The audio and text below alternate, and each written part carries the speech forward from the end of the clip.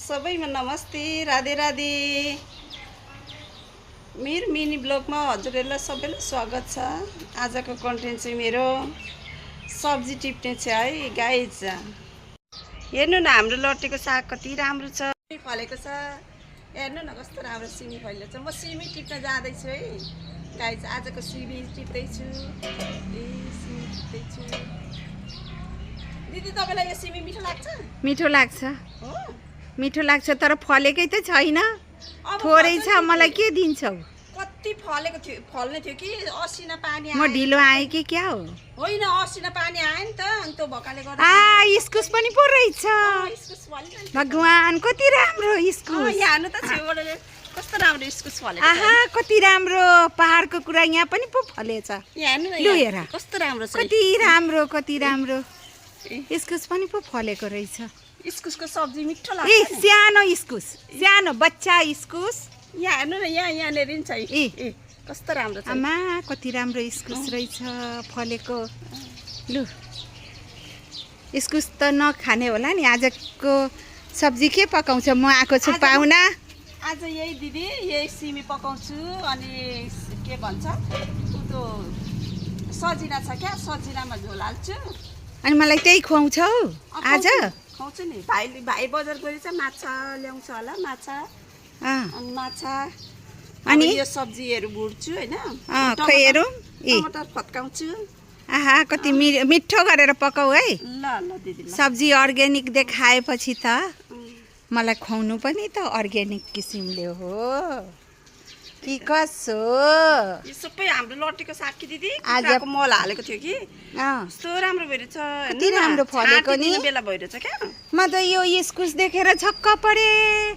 कति राम्रो इस्कुस। पहाडको कुरा तराईमा फलायो हो। कति राम्रो फलाएको नि। कस्तो मन पर्यो। हेर साग, हेर करेला। आम्मामा, अब यो करेला कसले खाने? करेला अब करेला फल्छ क्या। अब फल्ने बेला भयो। टिप्दैछु, अझै टिप्छु। लु टिप, के टिप्छौ? अब लट्टेको साग टिप्छु। लट्टेको साग बाक्लो बाक्लो छाड्नु पर्ने छ। Tip tip. अनि हेर्नु कस्तो बाक्लो भइरहेछ क्या। आज मलाई के खुवाऊ भने नि, माछा खुवाऊ होइन। के मन? माछाको ग्रेभी बनाऊ ल। ग्रेभी बनाऊ। अनि यो सिमी फ्राई गर। सिमी फ्राई गर्छु। लट्टेको साग अनि टमाटरको अचार ल। ओके वाह। ओके, मेरो दिदीलाई म यस्तो मिठो बनाइदिन्छु कि। वाह, मैले जे भने त्यही पकाउँछु न हौ। होइन, म माया गर्छु नि त दिदीलाई। ओके छ त। लु, ओए लट्टेको साग लिएर जाऊ है अलिकति। के खा मन पर्दैन? उसकै खेतमा ऊ गाउँ कि मान्छे।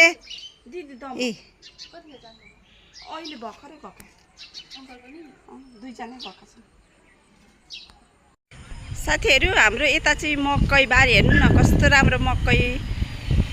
के अरे सुत्ला चेप्दैछ। अब फल्छ मकै। अब जेठ अन्तिमतिर त मकै खाने बेला पनि हुन्छ। हेर्नु यता, म्यावा फलिरहेछ।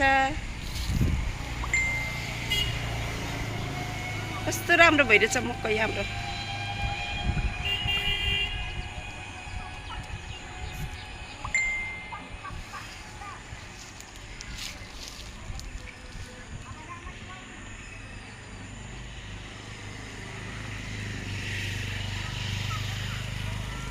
हस् त, आजलाई यति नै। भोलि नयाँ ब्लगको साथ उपस्थित हुने नै छु। आजलाई बाई बाई।